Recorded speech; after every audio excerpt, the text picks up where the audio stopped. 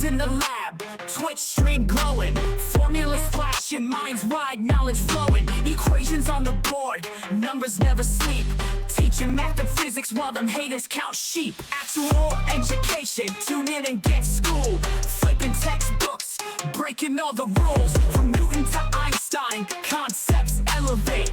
Keep the stream, it's the key to our fate. Dr. Gold dropping gems, knowledge raining down, actual education making scholars all around. Perpendicular minds, angles sharp as ice, maths and physics, yeah, the future's real nice.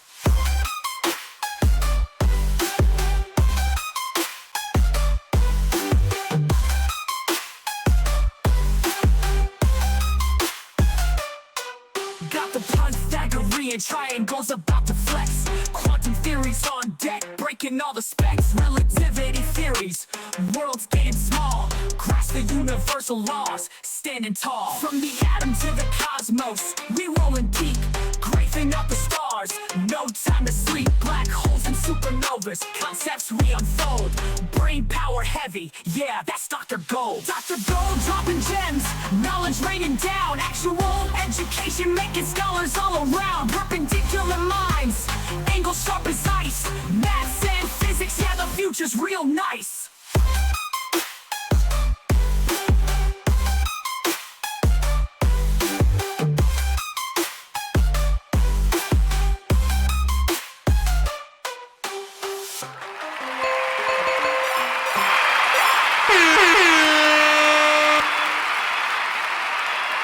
What is up, everybody? That's dope. Sorry, I was 5 minutes late today. I had to deal with some paperwork stuff. Been a busy day today, but I'm happy. You know? Yesterday was honestly pretty shit. I was like pretty depressed yesterday. Disqualified. I don't know, like nothing seems to have been going right. But then I had a lot of good news today, so you love that. One second, let me get the lo-fi music on, so you don't have to just hear my voice going on all the time. Paperwork, yeah, paperwork. Let's see what the paperwork was. What is this? This is a little too chill. We got any like jazz lo-fi or some jazz lo-fi? Give me some jazz lo-fi. I don't know if I want this study beat stuff. There we go. There we go. Jazzy, baby. Nice.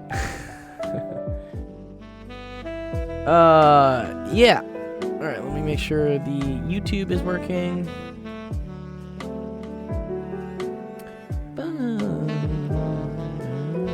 How's it going, Laz?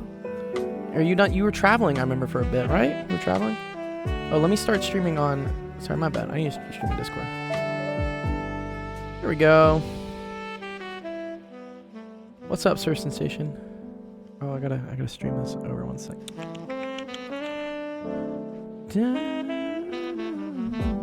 What's the crack? What's the crack, Sensation? What's the crack? Oh, there we go. Did something break? Oh no, I was 5 minutes late because I had to deal with some paperwork today. For let me get you on the screen. One sec. What the fuck is going on? There we go. I see you. No. Although you're... What's wrong? Is your camera freezing? Something's wrong. Okay, that's fine now. For some strange reason, you were massively async. Oh. It's back to normal now. Okay, we like normal. Okay, this jazz music's a little too intense. I want something to study to. Maybe Asian lo-fi radio is more chill. There we go. This is more relaxing. Just put on some classical music. Fuck it.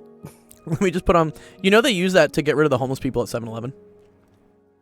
Classical music? Yeah, they blast classical music to deter the homeless people from hanging out at 7-Eleven. Yeah, it's it's because it's loud and free. I think also it's just like annoying. I think I don't know. 7-Eleven classical. Well, You know, if it was like house music, bro, I would just like stand around and bop it. Right? What's up, Ricky?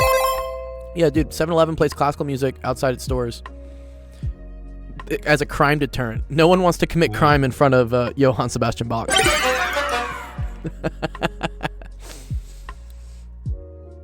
So I'm just working on my abuse. Yeah. You gonna take my question? Reki, what's your question? You mean your math question? Yeah, we will do all the questions. Don't worry. Yeah, the stream just started. There it goes. Chill.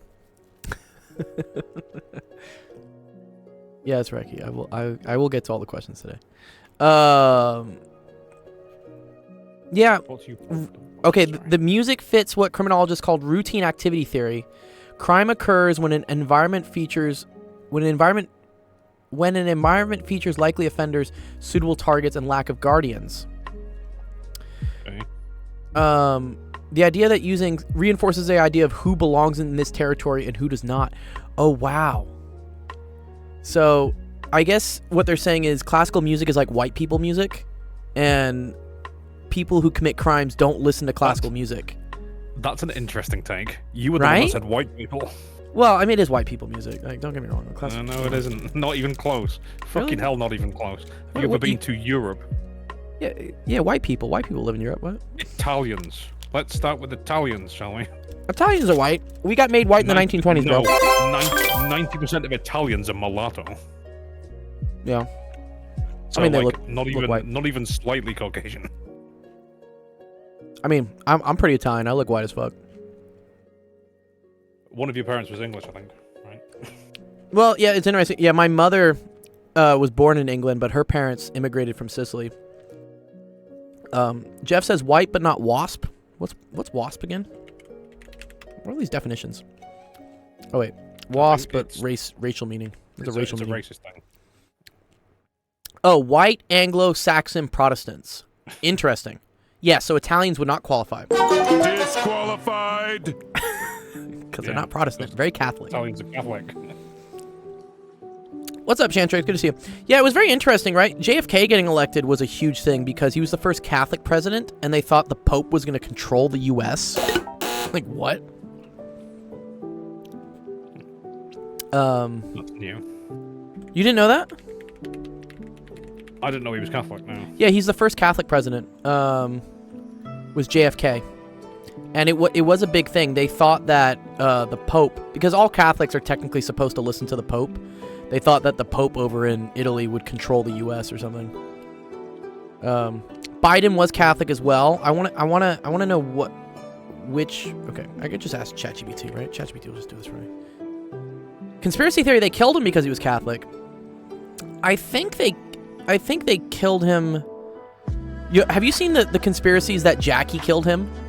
That like Jackie takes a gun underneath his neck and like pops him off, like in the car, because it is an incredible shot that the person gets, right? Like, Sensation, you want to speak to your marksman skills here? How hard it would be to get that shot off that they got JFK with? I don't know it particularly. I've sort of seen stuff. It's like a moving car from like 200 yards, and it's a perfect headshot. And then, yeah, Jeff talks about the magic bullet. Yeah. It's something where like the trajectory of the bullet doesn't make sense. It looks like someone shot him from within the car. What's 200 yards? 200 yards? What do you want that in meters? It's like 200 meters. You want it in feet? Oh, 600 feet. 600 feet. 600 feet. Oh, easily. I could make that shot and I can't fucking see. Yeah, but what if the car's moving? Oh, also there's some weird stuff where the car slowed down specifically on that part of the parade. Like it slows down to a... Is it possible he was assassinated in the literal sense rather than just some lone gunman? Sure. Yeah. But you could sit there trying to guess why for a million years. Yeah. Something CIA, deep state, whatever. It feels like a setup, yeah. It does. I mean... Dr. Gold, can I redeem the 30 coins prize, then skip the 6? No, you can't skip the tiers. There's no skipping tiers. You can hold the prizes in reserve. So, for instance, a lot of people get the tier 3 prize, but they don't know what game they want. Thanks, Sam. I'm going to drink up. I'm drinking some almond milk today. Okay, let's see. JFK and Biden. Those were the only two that were Catholic. Oh, I didn't know that. Very interesting. Yeah, 3 stream. Yeah, good job, Ricky. Are we ready for the abuse? Here's the abuse that ChatGPT has created for me. What? Yo, what's good? What's up? All that goofy ass cap straight 5s brought to you by dumb fucks.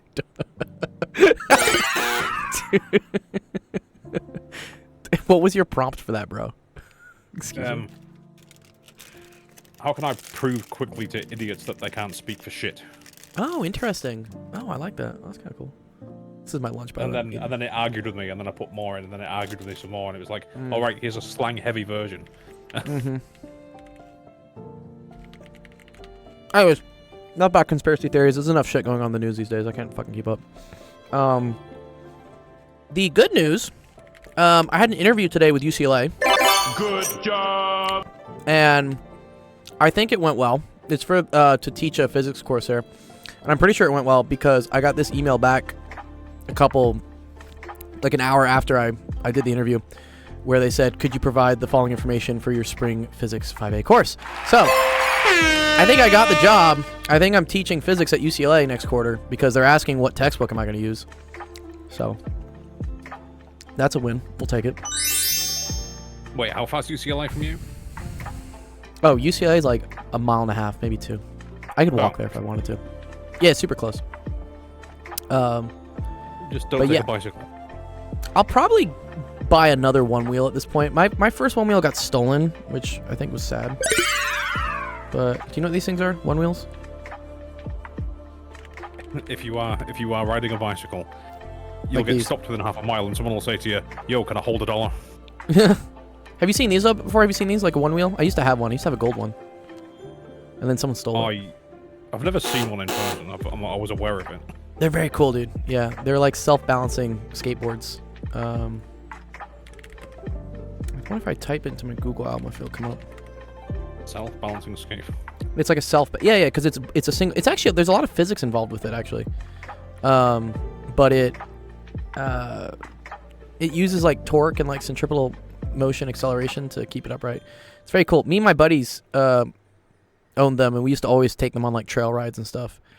It was like all my buddies like one wheels. We don't do that anymore. I don't know. Pardon? You said trail rides. Oh, the yeah. wheels are a bit smooth for that. Yeah, no, I had treaded tires on it eventually, but yeah, you could take these on trails. They're super fun. What if I type in like trail? What comes up on my Google Photos if I type in trail? Yeah, because we go mountain biking and shit. Oh, why? YouTube's off. Anyways, okay, cool. All right, yeah. So there's that. I also I guess kind of interviewed. I don't know. I've made it a New Year's resolution of mine to be more active on LinkedIn, which I absolutely detest LinkedIn. I think it's the worst thing created known to man. It's like a social media network, but for business. Do you know about that? No? That would be why I've never used it. Yeah, exactly. Well, I've like pledged to never use it, but the issue is that in the nonprofit space, which is what this thing is, and if I want to get funding and I want to get people to take me seriously, I have to have a LinkedIn because that's the first thing they ask for. They ask for, what's your LinkedIn? Because it's like the professional version of Instagram, basically. So this is my LinkedIn if you ever want to know what it is. There you go. See, look beautiful fucking me and whatnot. But so anyways, I was on LinkedIn, being a little, you list like your jobs and stuff. Got to update the profile picture. Do you think I should set it to my Discord profile picture? That's a problem. You have to be professional on this thing. Like you can't. You're supposed to be, I don't know, like business. That's why I hate this. I hate this stuff. I hate this like being friendly for business stuff. I don't fucking care. Like, see, just trying to teach I would kids. fuck with it. I would deliberately put on like clown hair. Get my government ID photo. My government ID photo is not good. Also does not look anything like me. Anyways. Yeah, well, someone reached out to me. It was really cool, actually. I'll show you the message I got from them. It was this girl named Mackenzie or something. And she was like, hey, Giovanni, hope you had a great holiday. I'm reaching out because our CEO came across your videos on TikTok and was super impressed, and he wanted to meet up. So, I mean, this just goes to show. I mean, it does help to put content out there because people will they'll just find you. And yes, I'm CEO of this company called Chalk Talk, which I guess is like an e-learning platform. This is Chalk Talk.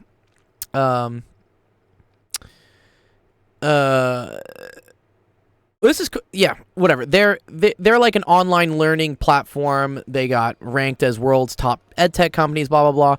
And it was nice. I hopped on a Zoom call with the guy with the CEO of this company, and just explained to him a little bit. He was curious. He's like, "Your videos are cool. What are you doing?" And so I explained to him what we do here on the Discord. I explained the Twitch and everything. He's like, "Whoa, I love all this stuff. It's very very cool." And then he's like, let's try to see, like, how could we maybe work together? I'm like, well, I don't actually run a school, so I don't need your platform. I don't need a program to teach kids with, because we have our own little unique thing here. But, dude, what is this generic-ass thing you wrote, Sam, dude? Is this our mission statement? Yeah, dude, this is... Yeah, Sam is so right with how he wrote this. Our mission is to help every distinct drive literacy and numeracy. Oh, that's theirs? Oh, God. Was this written by AI? No fucking way. Anyways, the guy's cool. I vibe with him. I can tell instantly with a person if we're on the same level, if we're both in it. Yeah. What you're reading there, Sam, that's the corporate speak that you have to put down as a company in order to be taken seriously by whatever investors or stuff. But talking to him, he seems like a real dude. And he loved the videos I make, and I was like, cool. And then he said, we actually just had an opening at our company. We're looking for someone to make our math videos less boring and less cut and dry and less, more interactive. He says, and I love what you got on your TikTok. I'm like, cool, man. Well, I could do that for you guys. I make these videos regardless. If you want to license them out, and maybe I could like take some of the memes out so it's more friendly. We could have an arrangement. He's like, yeah, dude, I'll talk to HR, have them send you an email later today. So I'm like, wow. More memes. More, yeah. So I don't know. That might be... Today's been a cool day with opportunities. Yeah. Anyway, just quickly, What's up? That's definitely not ChatGPT. It's not? How can you tell? That mission statement is definitely not ChatGPT. It's got obvious human error in it. Oh, okay. What are the human errors in this one? It's subtle, but it's human error. It's What are the human like errors? the kind of grammatical mistakes that, a machine wouldn't make. Really subtle. What's a subtle mistake? Like, tell me which one. Helps, it says instructions for every student and then commas out, but it's two different things. So a human would make the mistake, a machine wouldn't. I see. Like the mistake, the AI would have broken it up into two sentences. Is what you're saying? The AI would have picked up on that and gone, "No, this is two separate concepts." Gotcha. You don't connect with a comma. You want to know, Sensation? He was actually asking me if I taught ELA, which is English Language Arts, and I'm like, well, I don't do anything ELA. I'm like, math and science, I got you, bro, but like ELA, I don't really do. So, if you wanted to take your passion for English and literature and language, Sensation, I could refer you to these people. I've not even taken my GCSE in English. Oh, well, you should do it. You seem passionate about it, man. I don't know. Dr. Gold, social media manager. Sorry, I have to read the the Discord chat from Santrix. A lot of these rankings are, we ranked these companies and found we were the best. Yes, you are right. A lot of these companies pay to be on these lists. I get it, but you're still at least something. They said they had just gotten a big round of funding too. I think they raised like 500 mil or something. I was like, oh wow, that's cool. That's dope. So, I don't know. We'll see. I take everything with a grain of salt, but I think the important lesson here is that in life, if shit sucks and doesn't seem like it's working, just keep going, and eventually something will hit. Just don't quit. Nothing can hit if you quit. Is this true? Yeah, and I am always skeptic, 100%. I mean, the guy does have 4K followers on LinkedIn, so it's probably legit. I think that is part of my goal this year, is to increase the presence of actual education on LinkedIn, because I think right now we have like 13 followers maybe. Let's see, what do we have? We have 17. Wow. That's dope. We have 17 followers on LinkedIn, so I need to grow this bigger so that people take us more seriously, because we do great things. It's already legit, blah blah blah blah blah, but on LinkedIn you have to have a certain certain presence so that people will just even listen to you. I know. Remember I was talking about the clown hair thing? Yeah. Have you heard of the Hitman games? Yeah, I know. Yeah, Agent 42, Agent 46, what's it? Age 47. One of the costumes is like a clown costume with that hair. So I'll just do a profile on LinkedIn. It's just like assassin, and then just. What's up, Darcy? Wait, Sam says, "Am I on there? Are you on LinkedIn or are you on the actual education page?" I don't think I have anything written on the actual education page. I think I just say that it's a company or it's a. I can add you, dude. You want me to add you as an employee, dude? I'll add you, man. I think we did that for your college app, Sam. Oh, are you the 17 followers? I don't think I can see who my followers are.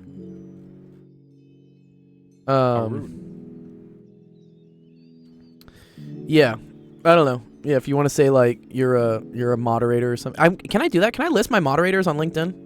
I don't know. Just don't say moderator. Just say employee. I mean, I even put some interesting things. I put my my brand, my Gold Life brand. I put that because like that's legitimately like a job for me. Like I've like thrown big events and stuff. I'm like, but and it gives me a lot of skills. Again, I know a lot of Premiere, Illustrator, social media, screen print, like all this stuff. All this stuff I learned through doing this. But do people take this seriously? Probably not. The tutoring is obviously very real. I need to update this. This is old. I have way more than 1,700 hours now. Ooh, I like that, Shantrix. Moderator, no. Managing interaction. Yeah, there we go. We'll call you social media manager if you want, Sam. Moderators of volunteer. Do they list volunteers in LinkedIn? I don't know. Are we friends on LinkedIn, Sam? I think we are. You don't have a profile picture though. Oh, but you do know A-Rod. That's hilarious, dude. I have you, Zev, and Alex. That's too funny. Oh, and your dad. Your dad is also a mutual connection. I have your dad. Yeah, get on that, dude. Yeah, especially if you want to do business, start building your LinkedIn now. It's interesting. We'll get to math here in like 1 second. Just for kids, if you're interested in getting involved in business and building up what's called like your digital resume, LinkedIn is what companies will ask for. And if you're really young, they'll be super impressed if you have one. And the thing you're trying to go for all the time is it's this thing called connections here. So if you have a number under 500, it'll actually list it out. But if you have over 500, it won't say anything. So let's look up this guy, for instance. Well, 356. I need someone with like more than 500. No, wow, these people aren't very. What about this person? No. Oh, man, come on, guys. There we go. Okay, so this guy, Phil, I don't even know who this person is, but apparently we have mutuals. Oh, he's an esports coordinator. That's cool. But it'll say 500 plus connections. So once you get to 500, you become more or less legit in LinkedIn sphere because you don't know if it's 1 million or 501. Yeah, you don't know. So I think the race is to get to 500. And the best way to do that, you can just start adding a bunch of people to connect, but also going to these like seminars. There's certain like tech events. If you go to them, everyone starts like pulling out their QR code and you just like circle jerk scan each other's stuff. And then everyone connects. And then nothing comes of it. But again, you may have someone that emails you later down the road being like, oh, hey, just following up. Anyways, that's the world of business. It's like sub for sub. Instead of YouTube, it's LinkedIn. Exactly, Shantrix. Exactly. Yeah, it's like and subscribe. But for the business world, which is... bleh. I hate it. It feels gross. But got to play the game if you want the money. Anyways. Okay, that being said, let's start off the stream. We got some math and science questions to go over today, and let's go. Welcome, everyone, to Actual Education. My name is Dr. Gold. This is Office Hours, streaming to help you with math and science homework. Nice. All sorts of fun stuff today.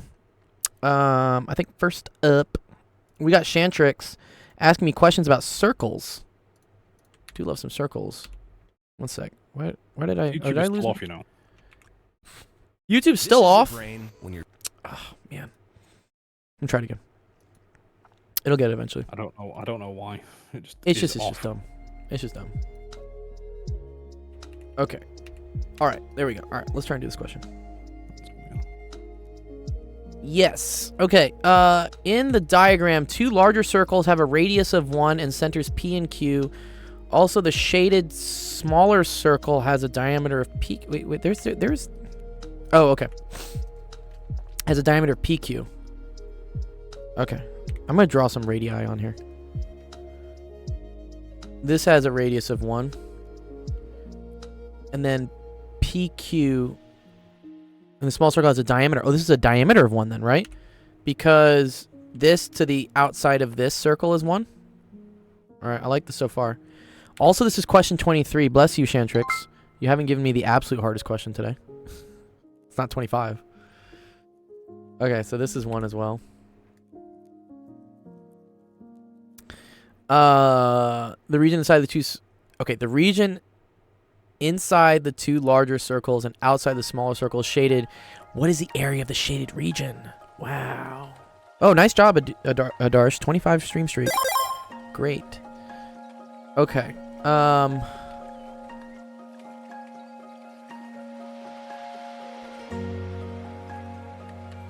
I want to know if I want to use, what is it? I could use calculus on this, but I don't think this is a calculus-based thing, right? Because I could integrate this using, it's grade 9, yeah, then you're not allowed to use calculus. Okay, fine. Because I could do a polar integral or something, right? I wanted to. Okay, let's see.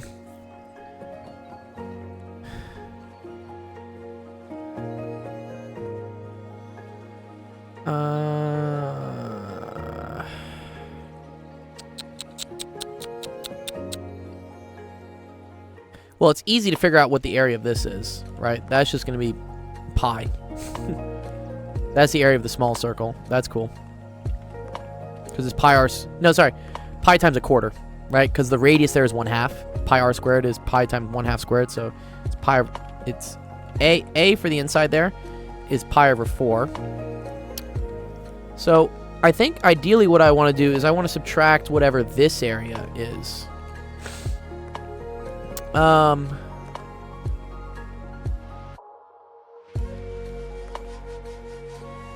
Okay.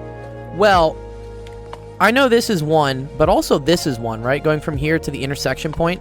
Because a radius is defined as the length from the outside of a circle to the center of a circle is always a constant. So in that case, this is 1 as well. Which makes this an equilateral triangle.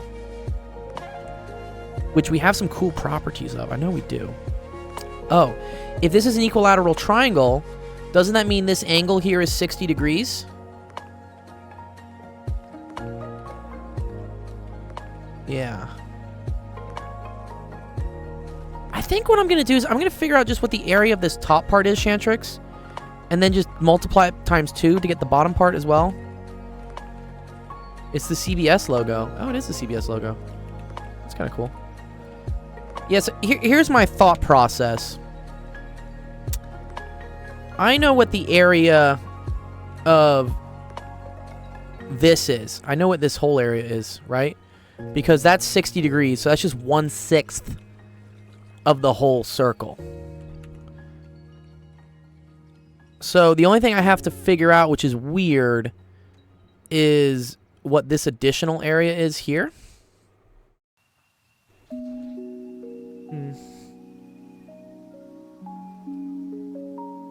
Oh, I see it. I see it. I see it. Because... Okay. That little scrubby part, little like this. That's just the area of an arc minus the area of the triangle, right? I think.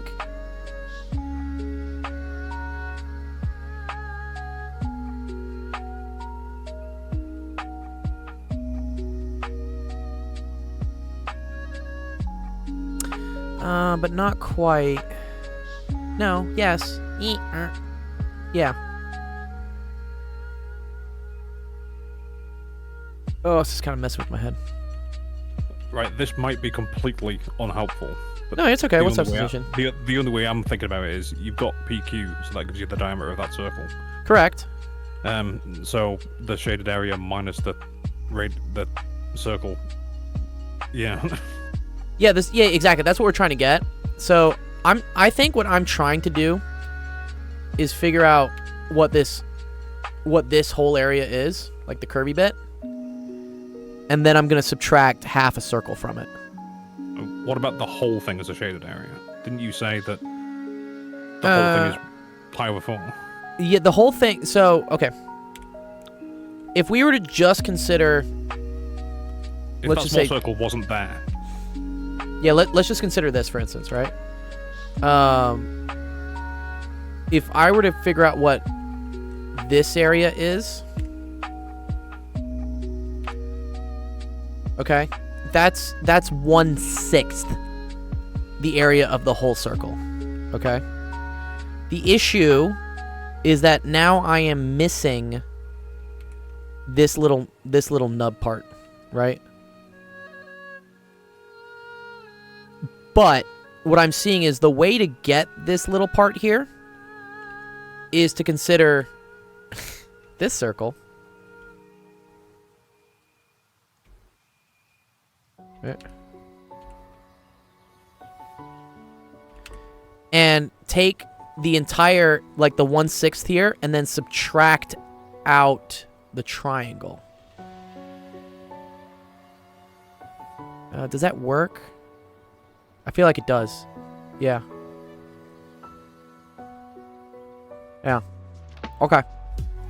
Yeah. Because, okay, then this, which is also 1/6, minus the area of the triangle, will get me the part that's missing. That's how I see it. It's a little weird. Okay. And then I'm just going to multiply by 2. Because... we're going to multiply it by... Yeah, because then I need this part that's missing and this part that's missing. I think...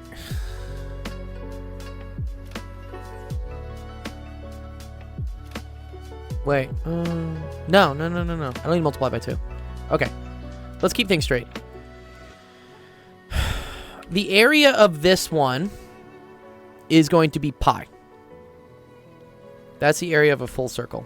Okay? Exactly. Yeah, you're right. I don't need to multiply it by 2. Okay. So, the area in this sector... Okay, so let's say the green area here. That's going to be pi over 6. So here, if we say area, and I'm going to say this, that's equal to pi over 6, right? And then I need to add this part, which is going to be the full pi over 6 minus the area of a triangle that's formed. So then here we can make like a triangle.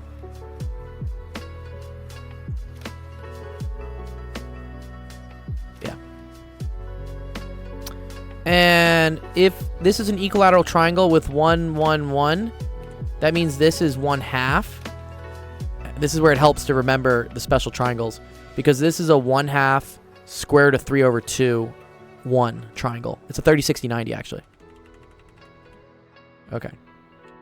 So we can say the area of the triangle is 1/2 times the base, which is 1, times the height, which is square root of 3 over 2. Okay. And so then the blue part that we're looking for, which is this little nub, okay, that's equal to pi over 6 minus the square root of 3 over 4.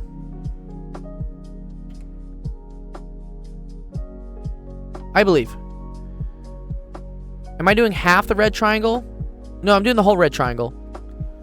But the red triangle is 1/2, the base is 1, and then the height is the square root of 3 over 2 for an equilateral triangle.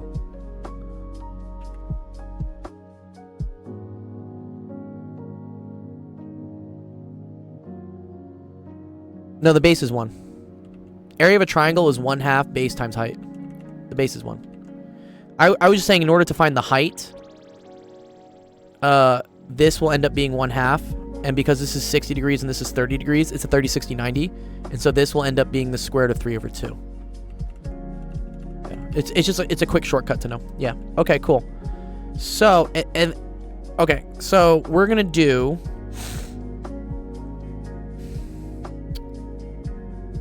I forget what I was doing. So let's get the area of the whole thing, which is going to be...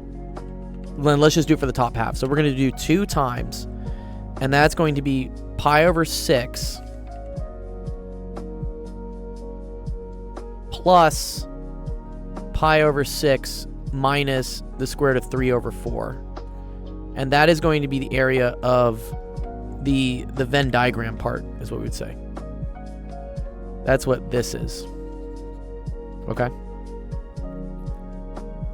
And then we're going to subtract the area of the small circle, which is pi over 4.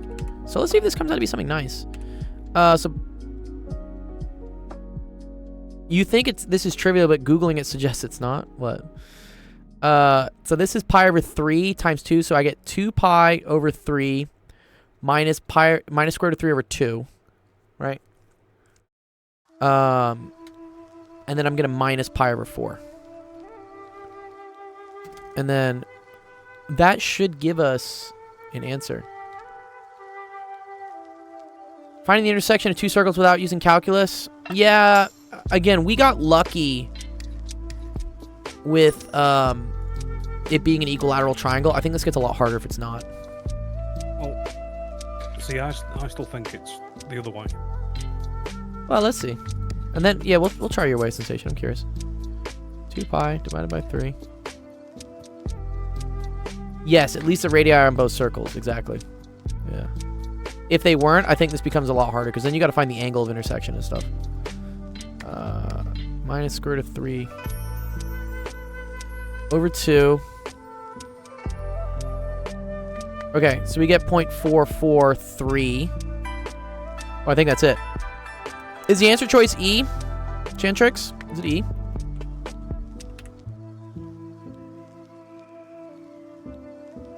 Yeah? Nice. That's dope. Love it, dude. Okay, whatever.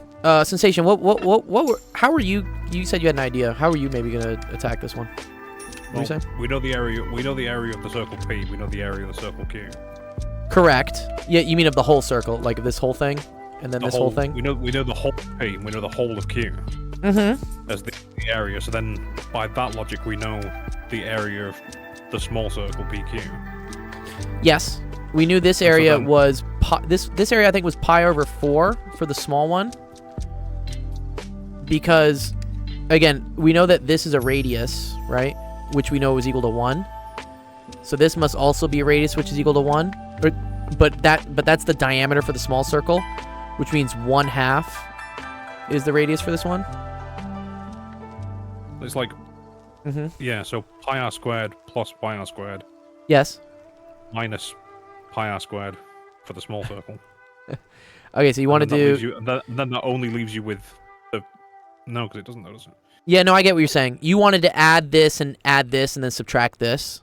You had one, Yeah. you had the other one, and then you take, and then you Yeah. add the other thing, and then you take them all away from each other, and it only leaves you with the shaded area. Yeah, the issue is the overlap. The overlap fucks you because, yeah, if it was, again, if it was just whole circle, and then we were subtracting this from it, yes. The problem is that this circle overlaps.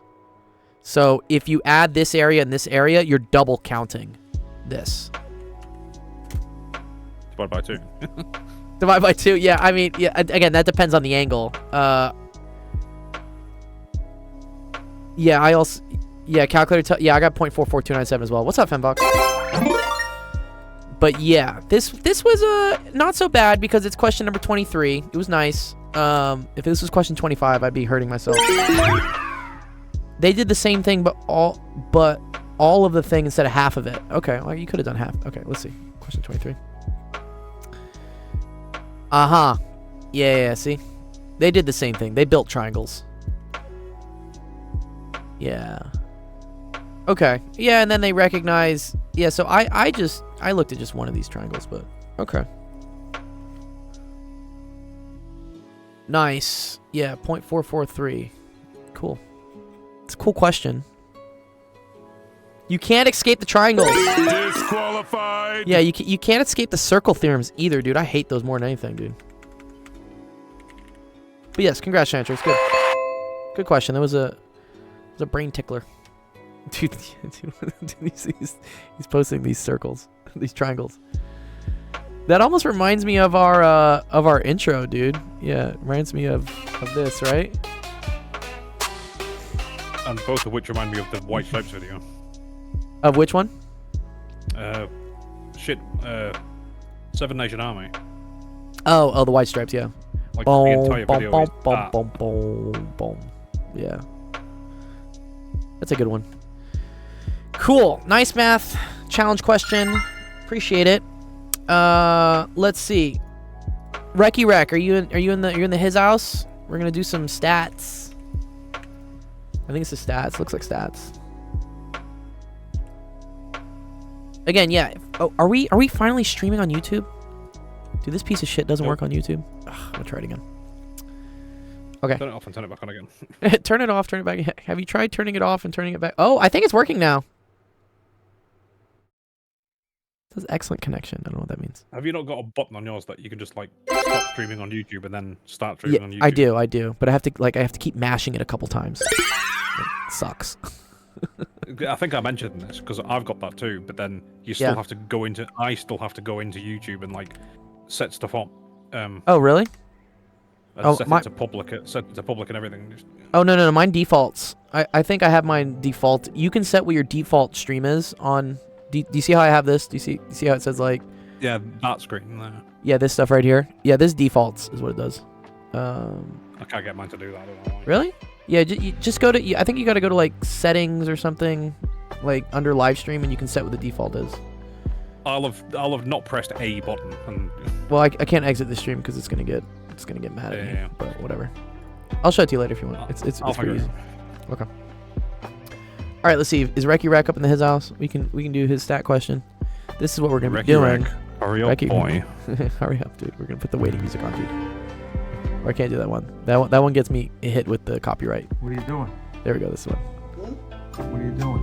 Oh no. Oh no. I think that's under my no videos. What are you doing? This is the Jeopardy music. What are you doing? It's very hard to make that noise that the other gorilla makes. Oh no. No, the one where he screams at him. It's like. Okay, let's see if Ace is. I want to know how people do that. How people do what? Well, because the orangutan like screams at him. Oh. No. That one. And then the other, because the chimpanzee says no, and then the orangutan goes like sort of, and it's like, how the fuck does a human being make that noise? Have you seen the ones where like, what's his name? The guy that does Gollum. Oh, Andy Serkis. Yeah, Andy Serkis. He makes some very unique noises at times. Let's see if Ace is around. Hypnotizing, more like hypotenusing. Yeah, that's true too. Okay. Or we got 1K. I'm gonna just start tagging people to see who's here. I understand our Wednesday stream is actually later than some of the kids are like going to bed at this point. Adarsh, you wanna do your question next? You're the next available person, I think. Also, if anyone who found us on Twitch, if you have a math or science question, you can go join our Discord and submit questions there. We have a whole thing. We have a whole Discord. There you go. Oh, the sensation bot isn't on this time. But yeah, here's all the screenshots. Students submit questions on our help screenshots channel, and we go through them on the stream live here for free. It's super dope. Darsh, or maybe is 1K in the chat? No, 1K's not there. I don't know. We could always do chemistry. You have a chemistry question? I'll do chemistry. I love chemistry. You want to learn some chemistry? I'll teach you some chemistry. I I've got books galore behind me. Just pick You know what? something I was randomly out of a book. I was actually doing some chemistry with. This is actually here. We'll do some extra chemistry just because whatever. This is me actually helping a student earlier. One sec. I gotta log in again on this. Give me a second.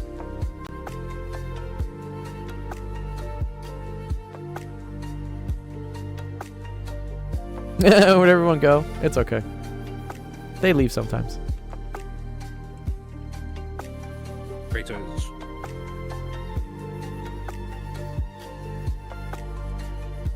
These are good questions. I always love these.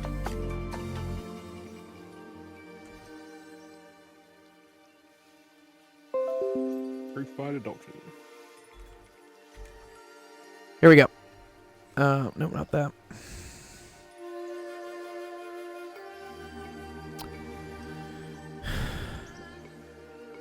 Shantrix is asking you what you think about Napoleon. Let's do a fun one. I want to do this one. This one's fun. Okay. Or I'm gonna do this one. This one looks really fun. Okay. So they're asking us to figure out what is the heat of the reaction from the bond energies. Ooh, scary. So here we have a reaction. Yay, more math. I mean, this is kind of math. It's actually really chem famished, but so we have CH4, which I believe is methane, plus chloride gas. This will kill you. Plus fluorine gas. I think which will also... Aren't these chemical weapons that they've used in like World War I and stuff? Like chlorine gas for sure. What about fluorine? Chlorine, yeah, chlorine gas, mustard Yeah. gas. Yeah, mustard gas. Yeah. Fluorine gas is, what's it, colorless and odorless. Yeah. Yeah, so these are banned. You're not allowed to do this anymore.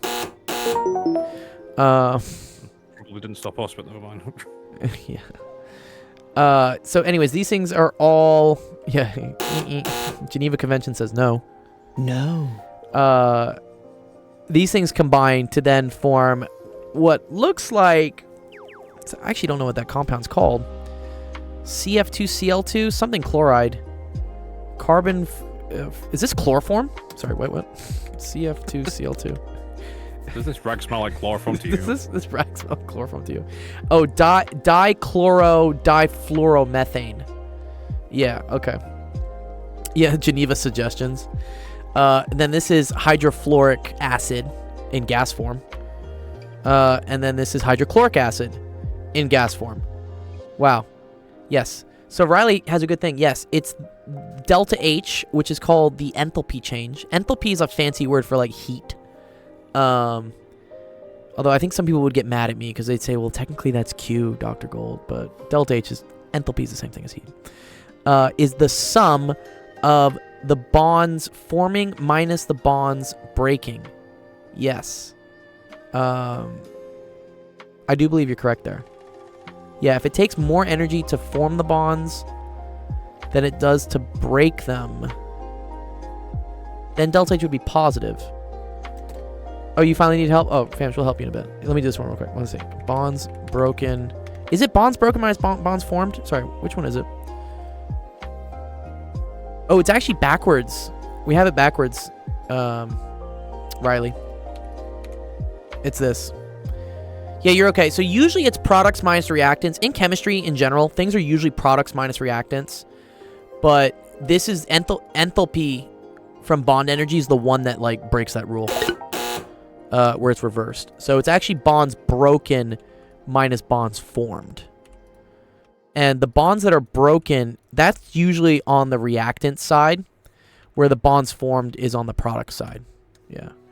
So when you're doing these, you have to kind of draw out what the structures are for stuff. Yeah, thermodynamics has me cooked. Yeah, the thermo. Yeah. So this is thermo. And actually, I have some other thermo questions, Riley. If you want me to go through them, I'll do them for sure. And yeah, Darsh, we'll get to yours. You have to draw out what the structures are. So luckily, we know that CH4. And this is why Lewis structures and this it doesn't leave you. You have to keep remembering it. So CH4 is going to look like this. Cl2, I believe, just looks like this. The reason being, this has 7 valence electrons. This has 7.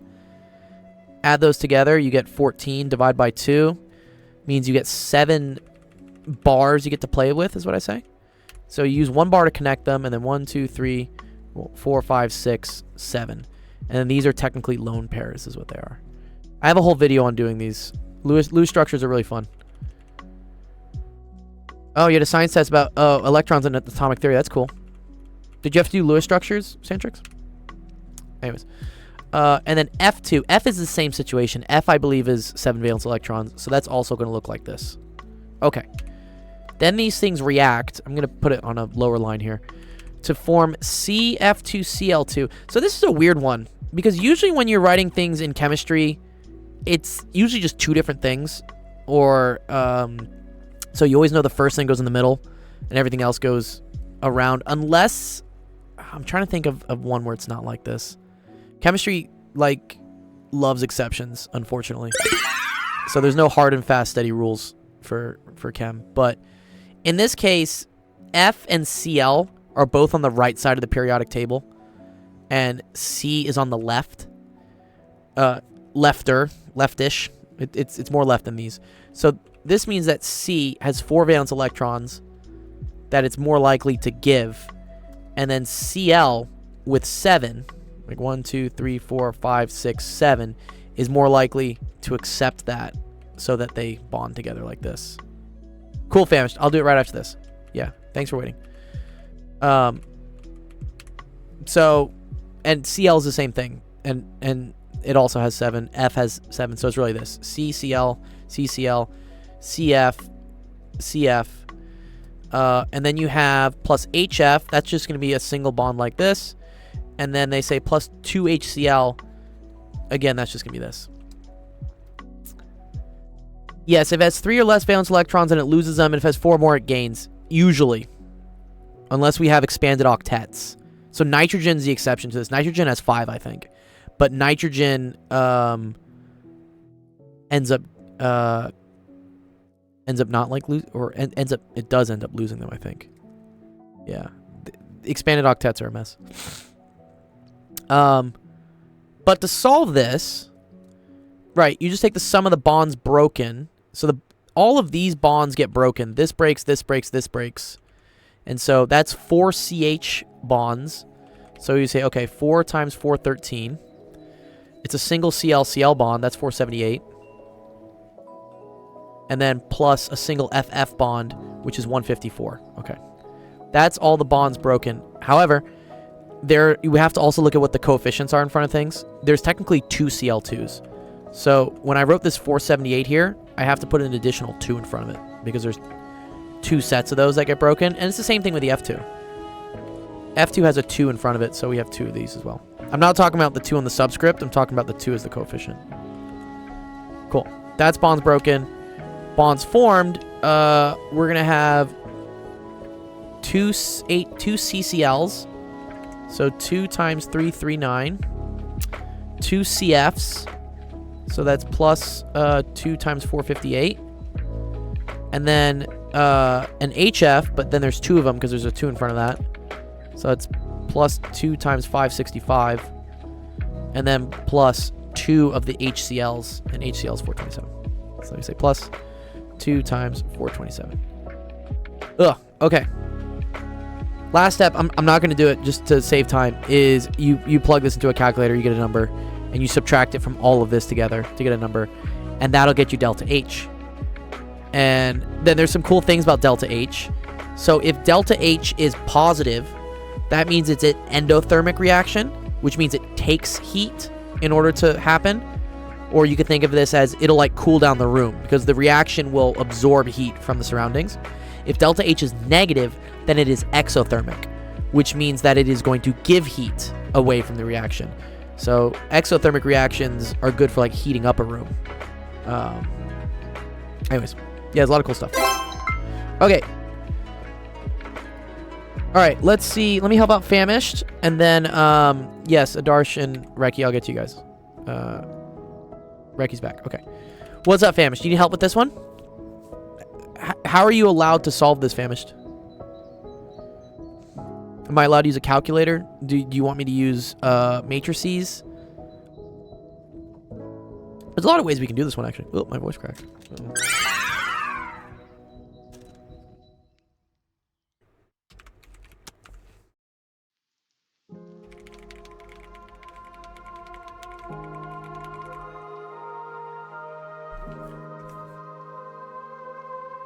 Or is famished in the... Or is not? Okay.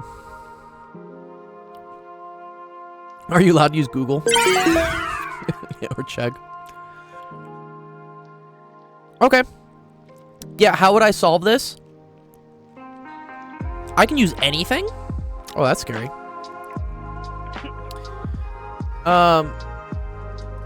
It seems pretty easy. Yeah, Riley, right? Yeah, so I would write this as a matrix. So what I'm going to do is I'm going to look at what all the coefficients are. If there's nothing in front of it, it's the same thing as a 1. And I'm just going to write this in matrix form. So this is 1, 2, 1, 1. This is 3, minus 1, 2, 3. The matrix, yeah, right. 2, 3, minus 1, minus 8. If I was allowed to use anything, so if I'm allowed to use what my Algebra 2 teacher would call the big gun, if I'm allowed to use a calculator, he wants a dashed line. Okay, fine. Yes, just for you. Just for you, Jeff. I'll do it. There you go. He wants this.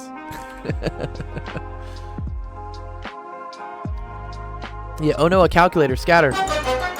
No. You could plug this into your calculator and do RREF, which will do all the math for you. It's cheating, I think, but it's how you can do it in the real world. The other way to do this is to manually put this in reduced row echelon form.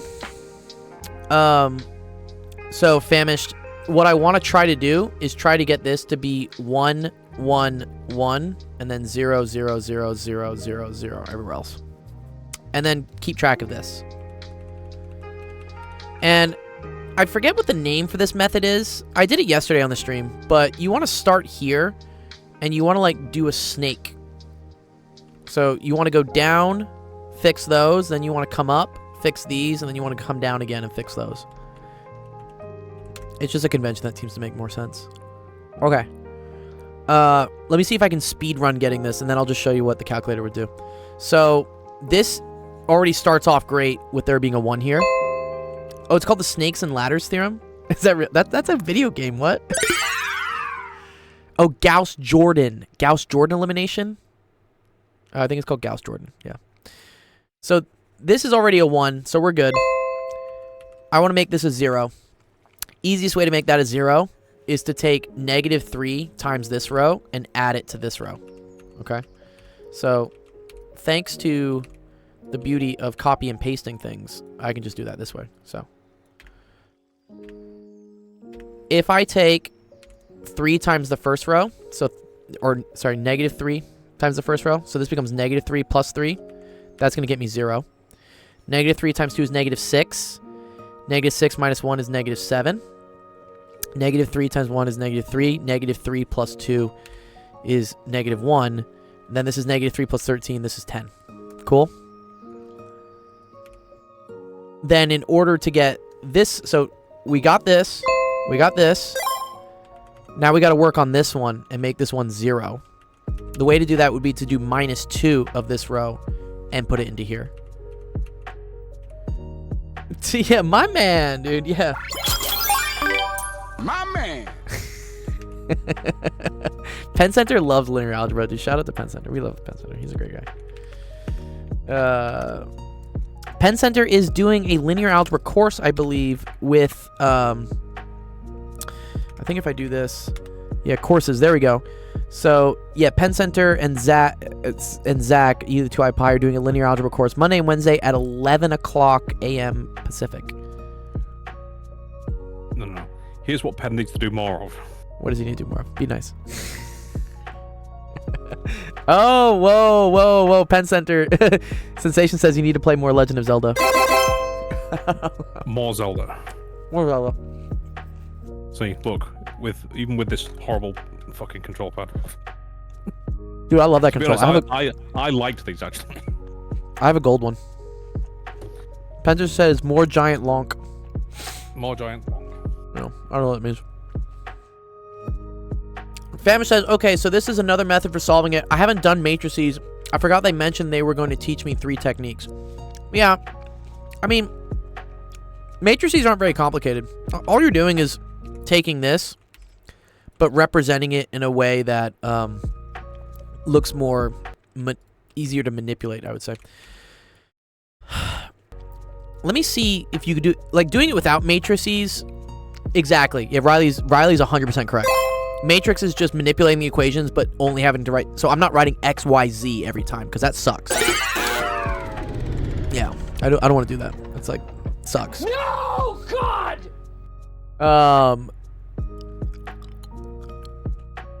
What you can try to do is see if you can isolate for one variable. This is kind of like the backfilling method is what they call it. I don't see anything easy though. Maybe, no. It would be nice if I could just cancel out one, but I don't think I can.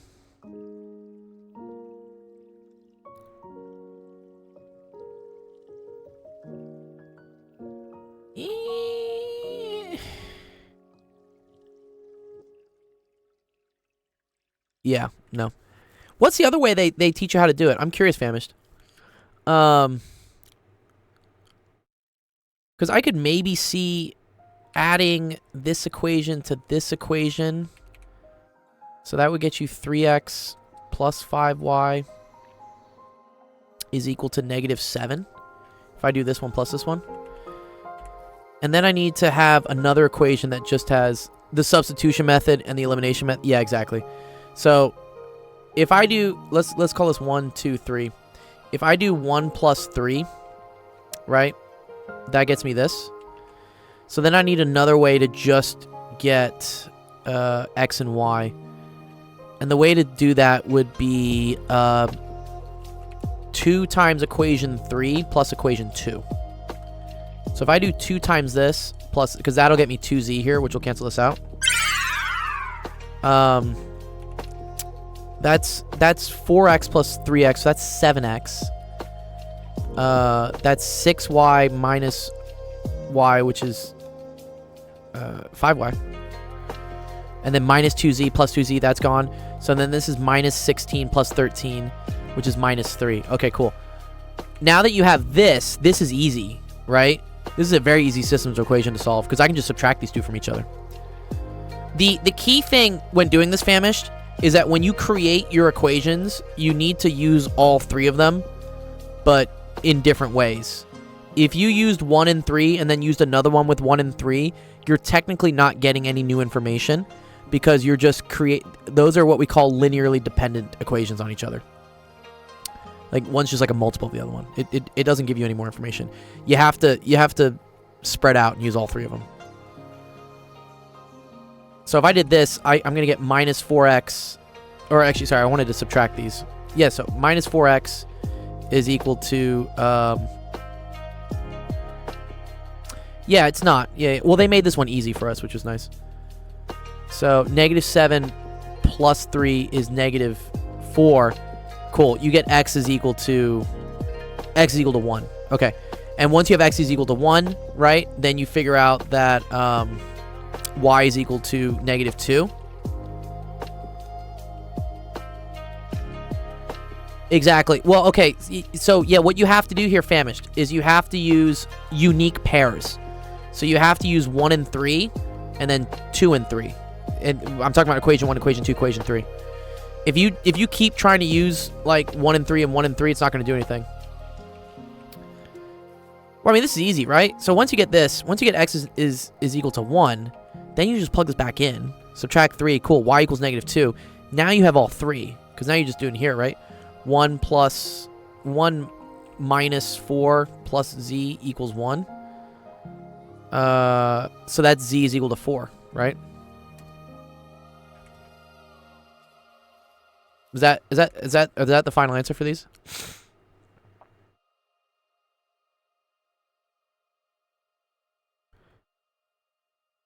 This was super nice. Yeah, that's right, right. Yeah. That's the trick. I mean, again, I was looking at you pick one variable to get rid of. And luckily, you could have done a couple of these. I could have gotten rid of x. Like x would have been very easy to get rid of too because everything is nice multiples of each other. Like you have, if you want to get rid of x, you can use this. If you want to get rid of y, you can use this. If you want to get rid of z, you can use this.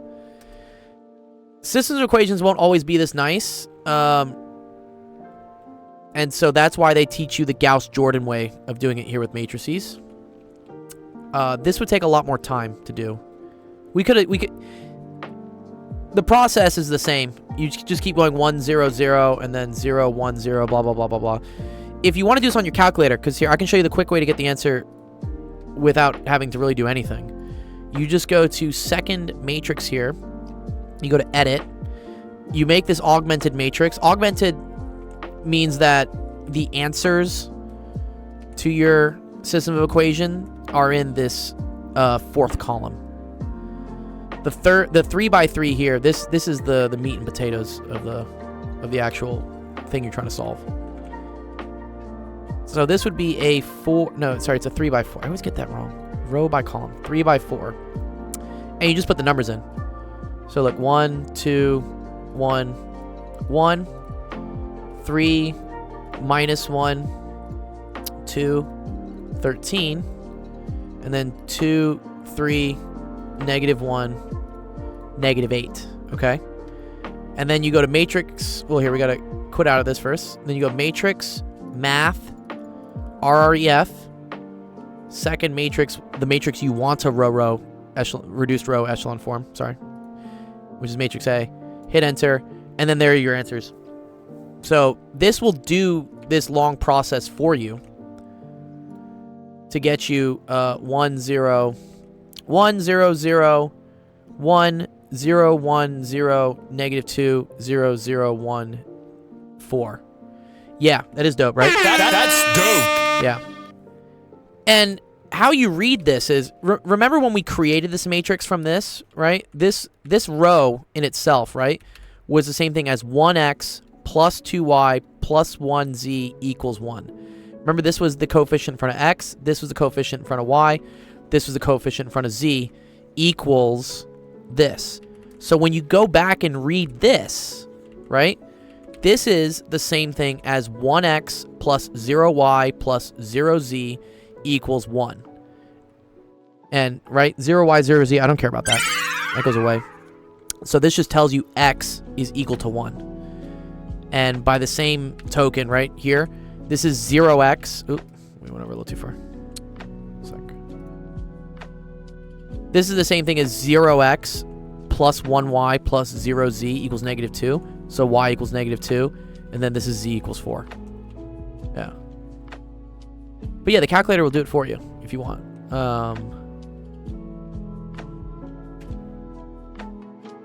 The reason why you probably didn't get this working, I'm guessing what you did is maybe, well, I'm actually curious what you did. You said you couldn't get anything to, I spent hours trying to find that, like, no matter what I did, the elimination, it never gave an answer. Yeah, so what you did is you probably, like, just added these two together, right? You have to add one as a, what's up, Seth? You have to add one as a multiple of the other. So in this case, you could have, yeah, you can't just add this to this. You have to add multiple. You have to eliminate a variable. If I wanted to eliminate y, for instance, I would use these two, but I would multiply this one by 2. Because then what you would get is you'd get x plus 2y plus z equals 1. This would be 6x minus 2y plus 4z equals 26. Now if you add these down, you get 7x, these cancel, plus 5z equals 27, okay? And then you need to find another equation that just has x and z. I agree, z is the easiest to eliminate. Yeah, and that's what we did. I believe we did it somewhere. Did we do it here? Yeah, we did it here. Yeah, the first way I did it was I just did 1 and 3 just to eliminate the z's. And then we did some combination of 2 and 3 to eliminate that z as well. I agree. But this would be the way to eliminate y if you wanted to. And then you have to use another set of equations to eliminate the other y, which means you have to use this third equation that you didn't use the first time with some combination of these to get a new equation. Yeah, it's okay. Yeah, if you... Yeah, eliminate one variable and then just use the other equation to eliminate the same variable again. That's what you got to do. Because then if you tried to use this to eliminate, I don't know, Z, then that wouldn't work because this has Z in it. And this only works, by the way, this substitution method only really works when you have only 3 variables to solve for. Otherwise, this becomes really messy because let's say you have 4 variables to solve for, then you're condensing, unless you get lucky, you're going to condense 4 variables down to 3, and then you have to do this again to condense it down to 2. Yeah. Yeah, solve the system. That's what I was asking, Seth. I was asking Famished at first, like, how do I get to solve this? You know, can I use the calculator with RREF?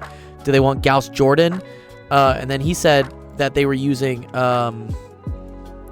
substitution and elimination, so we just did this way. Yeah. Right. Yeah, I used a matrix, but then it turned out, and this doesn't happen often, that you could just do elimination because it was really easy to eliminate one of the variables with just like simple multipliers. Yeah. You like substitute eliminate? Oh, interesting. So wait, you isolate for a variable and then you plug it into here? That for me gets like really messy. Really messy. Yeah, I don't like... I like to just eliminate and then substitute. Yeah, otherwise I forget like how to distribute things. So careful, you nearly turned into a Valley Girl then. A Valley Girl, yeah. You nearly turned into a Valley Girl. What's a Valley Girl? Tell me, you mean like the Valley Girls from like LA? I know what Valley Girls here. Yeah. Wait, is that a thing? You know about Valley Girls all the way from the UK, dog? Got some messy. God damn it. But good. Yeah, good job, fam. Great question. I appreciate that one. That's cool.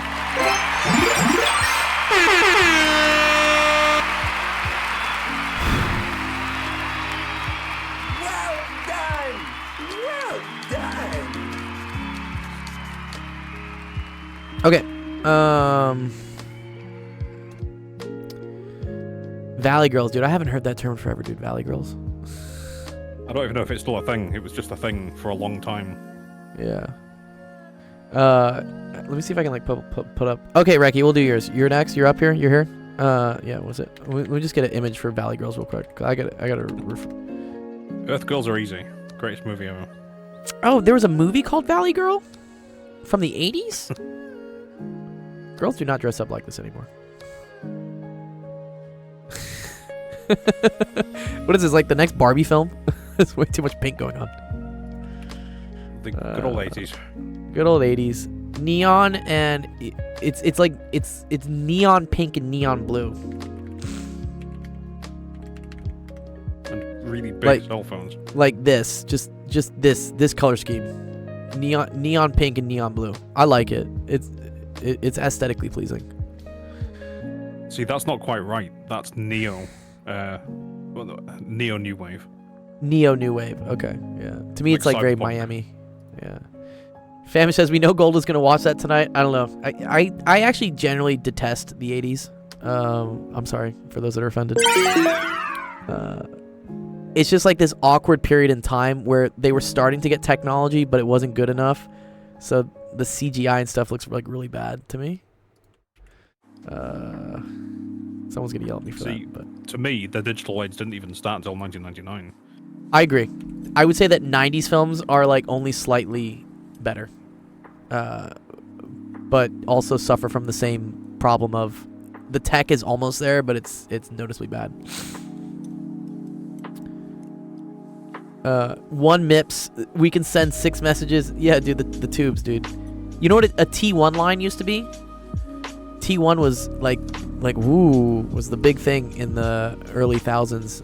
You can only really get it with a business account, but it was 1 MIP up and 1 MIP down. That's what a T1 line was. It was seen as like super fast internet. Now you can get gigabit line. You can get thousands, or multi-gigabit at this point. 1.544 MIPS. Is that really what it is? Let's see. Thank you, Sensation, for handling the YouTube chat. Okay, Reki, let's do your question here. A manufacturer of smartphones has created a new phone model. The mean life of this phone is 48 months. Wow, that's a while. I don't think that really applies these days. Didn't Apple get in trouble for doing this like planned obsolescence thing, where the battery intentionally just starts breaking after a year or two? Yeah. Android lasts like 6 years. This is the statistics question, correct? The manufacturer has offered a 24-month warranty of the model. Determine the percent of phones that are expected to malfunction during the warranty period. Ooh, okay. Okay. So let's kind of like draw our distribution. This will maybe help us. So it has a mean life. We're going to call it X bar. Or let's call it mu. Because it's technically the population. Of 48 months. And a standard deviation of 12. Okay. So if we draw a little normal distro. Best bell curve I can draw, I guess, at this point. That's 12 months. So 1 sigma, 1 standard deviation away, would be 36. And then 1 sigma above. Oh, where's my dash line? I can just copy this. Would be 60 months.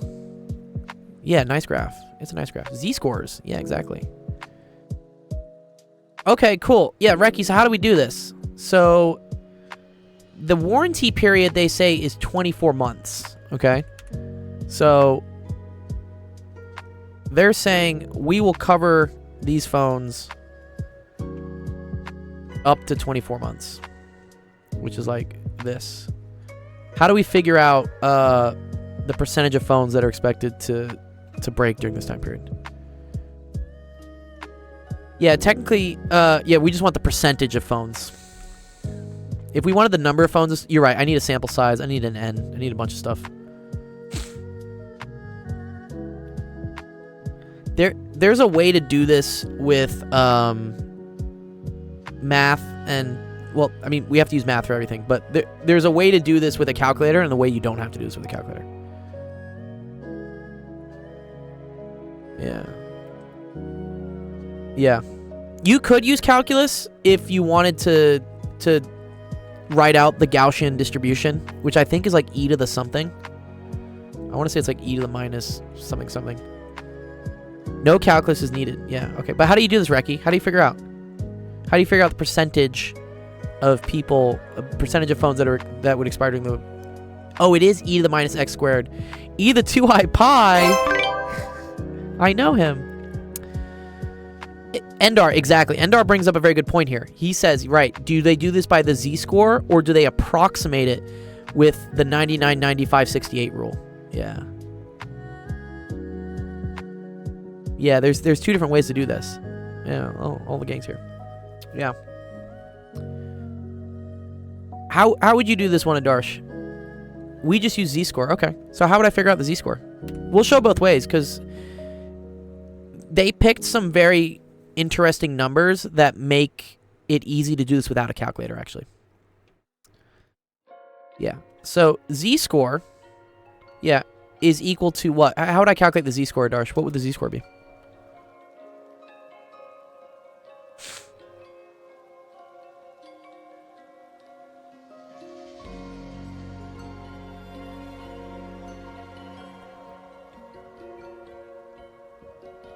And then we'll probably... Oh, Reki. Sorry. Yeah, Reki. Yeah, sorry. Reki's Ayush. My bad. Wait, does Reki and Adarsh, do they know each other? Do they go to the same school? Okay, they do know each other. Okay. Alright, that's why I get them confused. Oh, they don't. Oh, Shantrix knows Reki. Adarsh does not. Oh. Okay, that's cool. Okay. Yes, so we do x minus mu over sigma. I think I know my brother. Oh, Shantrix is like, that's my brother. Okay, cool. Okay, cool. So that's going to be 24 minus 36 over sigma, right?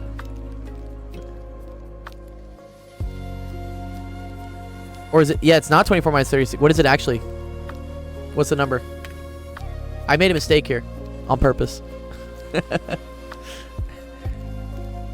Statistics is very cool. I like statistics.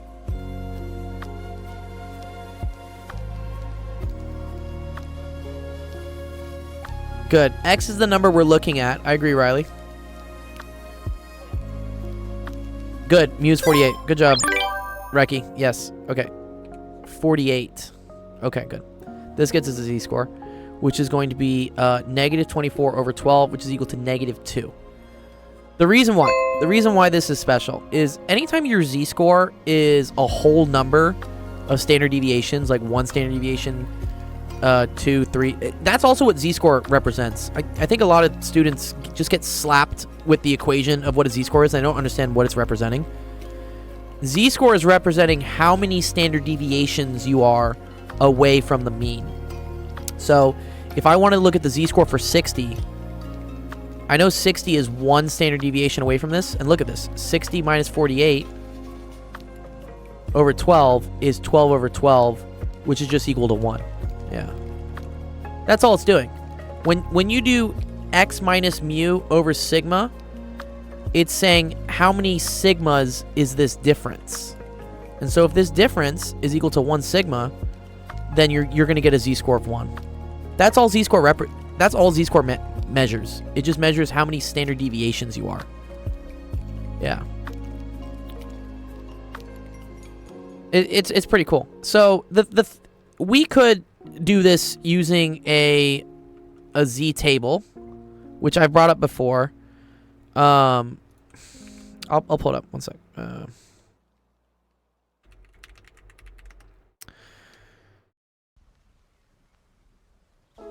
Okay, here. This is what I want. Copy image.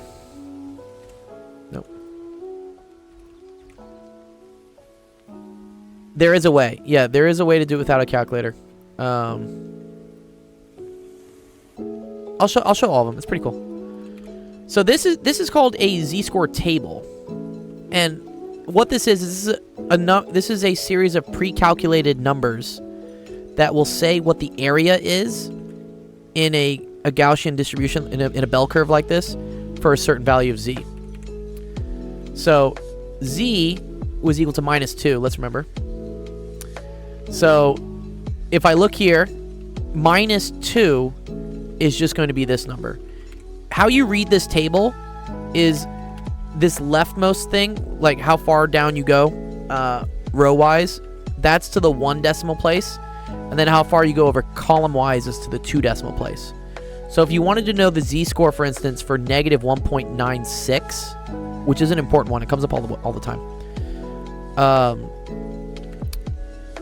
you would move this down until you get to negative 1.9, right? We see that? Negative 1.9. And then to get the 0.6 part, or the 0.06, you would move this over until you get to 0.06. And then this right here, this intersection, that is the number that the area is represented. Good, the first quartile. Yeah, so this is cool. Yeah, negative 1.96 is a very important number. Do you see how the area here is exactly 0.025? That comes up a lot in statistics, because if you have 0.025, which is, let's say you have 2.5% here, and then let's say you have 2.5% here, that means you have a total of 5% in the tails. This is 95%. And this is what's represented by a 95% like confidence interval or confidence level and stuff. Is z-score for proportions only, or can it do means as well? Now, so z-score can be for anything as long as you know the mean. If you know the mean of a population and it's a number, I think you're thinking of, is it a t-score? I don't think it's a t-score, but it's, one sec, z-score for proportions. Yeah. If you have something where it's like percentage of drivers or percentage of things, this is the other, you can also use a z-score, but this is more for like samples. Yeah. Yep. And then you can do this weird thing where if you're testing 2 proportions against each other, you have to decide whether you pool the variances or not. So This gets even harder. Yeah. Statistics can get like really weird, but anyways, I'm going to pull this. We want this picture in later. Anyways, yeah, so but for Recky's question, we just did minus 2.0. So that's just going to be this. So that's going to be 0.0228. Okay? So I can say that this is 2.28% is that. How far does this table go? I mean, in this case, this one will go to z-scores of up to basically minus 3.5, where the area is, this is such a small area. It's like almost 0. If you want to do this on your calculator, good. Why only negatives? Because you only need the negatives, Seth, because if I want to figure out the area that is above here with positive z-scores, it's symmetric. So, for instance, if this z-score is minus 2, and that represents 2.28% of the population that's, I don't know, below there, this being positive 2 would also represent 2.28% that is greater than that number. So, if you ever have to figure out the area to the right of a positive z number, you can just look at what the negative one is. If you wanted to figure out the proportion of phones that's over here, the cool thing we know is that the total area here is 100%. So whatever area you get here, if you want to know the probability of it being above that, you just do 100% minus whatever this area is. It is what it is. Yeah, but sometimes they'll give you tables. Dude, z-score tables are wacky, dude. I've seen some tables. Yeah, so they usually do the area to the left, but then this will do, for instance, positive z-scores, but it's to the area to the left of positive ones. Or man, they'll do this. Like this is, dude, this is really weird. You have to look at the picture here. So this gives you the area for a positive z number from the midpoint to that number. And then again, because, Seth, this is symmetric, it's the same area. It's 50% is on the left of this middle number. Oh my god. Yeah, Shantrix, I've seen that before. Yeah, the peer review system's kind of broken. That's a beautiful example. I've seen that one before. Yeah, so you have to read the table and see what they're telling you. This is another one. So this one always gives the area to the left of the z number, and they'll do it for the negative and for the positives. But in reality, if you wanted to figure things out, you can always just know it's symmetric and then do 100 minus that number if you need to. Yeah. Anyways, so yeah, we got 2.28%. The other way to do that would be, you can pull out your calculator here, and you can go to you can just go to stat, and then go to, where is it? Someone showed me it last time. Oh, sorry, no, second distribution. Okay, and then if you do normal CDF, this will take the area and something all the way from, we're going to say like negative infinity, right? You can't have negative time, but whatever. Yeah. That's negative infinity is basically saying, give me all the area from here onwards. And you can put in the numbers here. So I could put in if I just want to put in the z number, I could just put in -2 here, and you leave that as a mean of 0 with a standard deviation of 1, because that's what a z distribution is. A z distribution has a mean at 0, right? It's centered at 0, and it has a standard deviation of 1. And this will give you the same number. You see, we get like 2.275, 2.28. It's the same number. If you didn't want to calculate the z-score because you're just super lazy, you can do normal CDF, and you could literally put in the number. So in this case, I could put in 24. I could say that the mean is 48 and the standard deviation is 12, and it'll do it as well. It'll get you the same number. If you just leave it as mean of 0 and standard deviation of 1, you got to put the z-score in. If you don't want to calculate the z-score, you can put in the mean and standard deviation as well. So yeah, those are cool ways.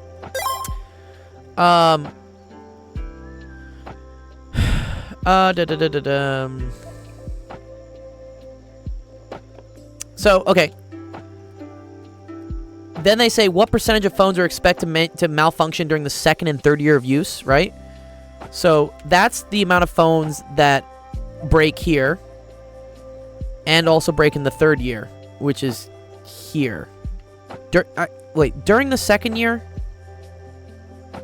Is that after 24 months? Or is that between 12 months and 24 months?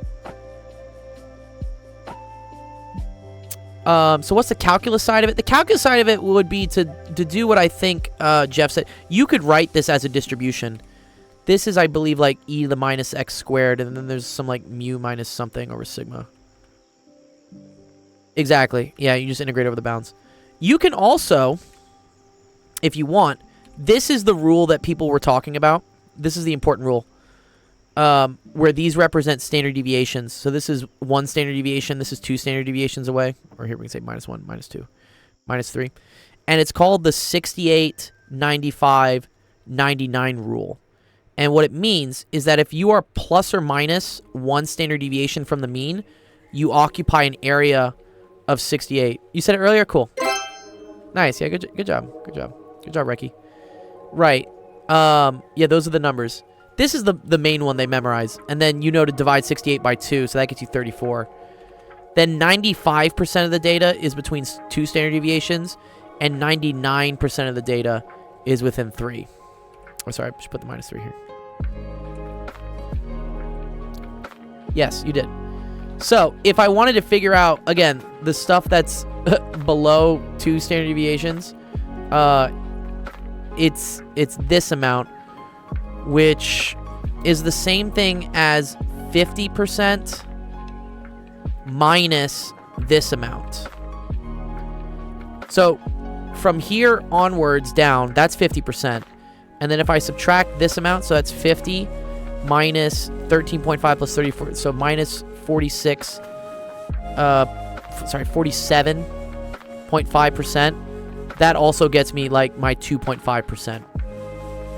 Which we can see is not exact, right? It's not the 2.28 I wanted, but it's close enough. Is it 99.7? Is that what it is, really? 68.95.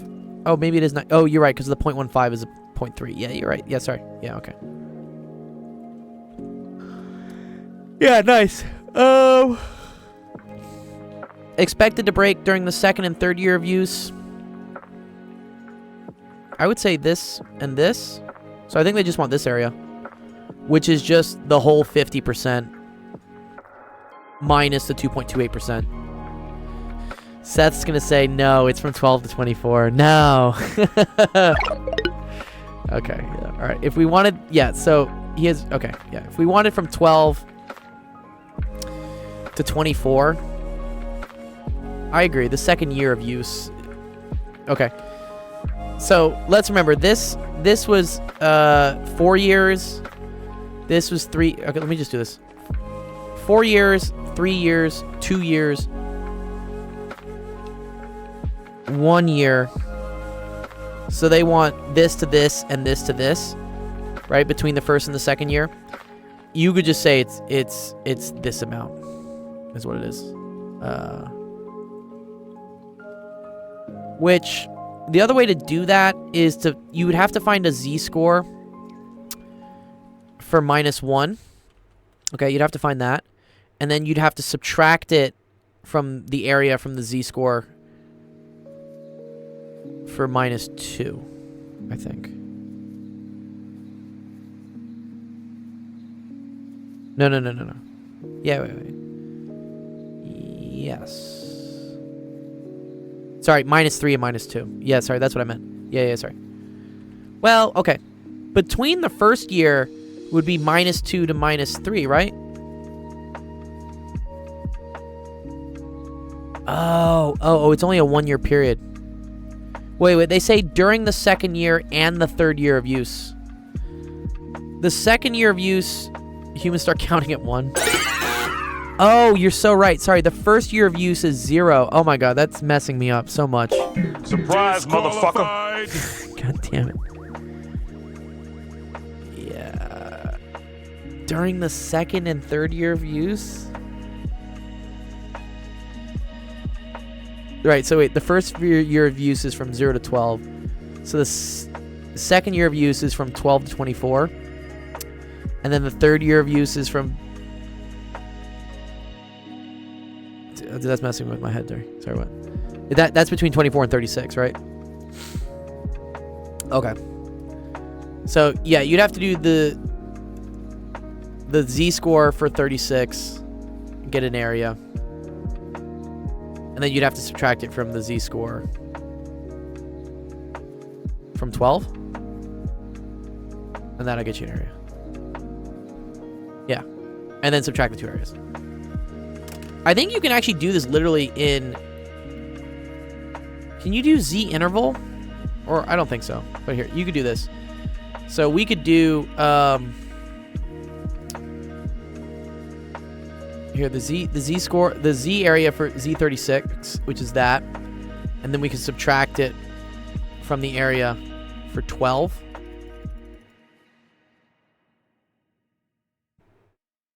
Oh, okay. And that just gets you, yeah, 0.157. So 15.7%. Cool.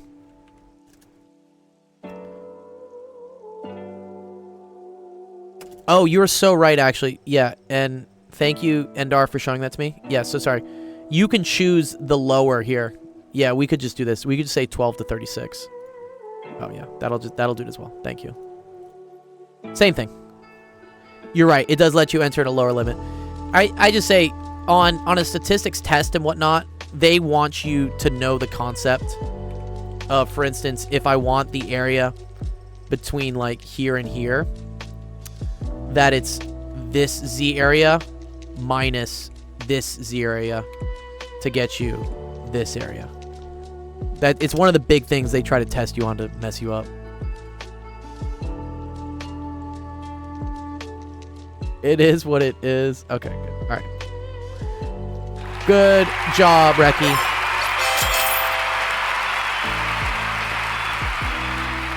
Speaking of nice, has anyone actually seen him recently?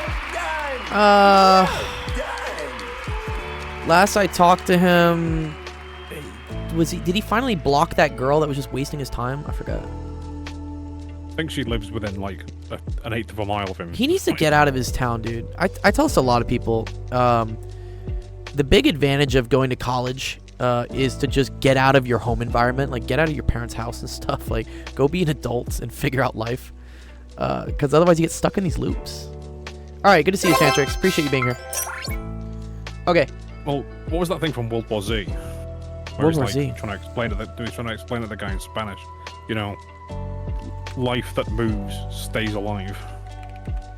Oh, a body in motion stays in motion. That's like a physics concept. I just mean, if people migrate, they tend to stay alive. Yeah. There's the funny one in academia. It's called publish or perish. So as a PhD student or as a professor, you have to keep publishing papers, because if you don't publish papers, then you perish. Yeah.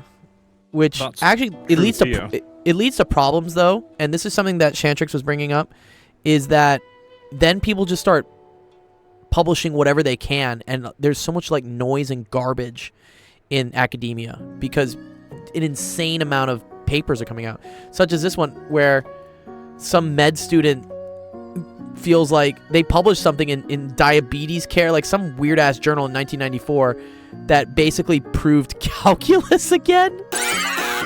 It proved like they're like, I'm gonna come up with this new math, and it's literally fucking Riemann sums.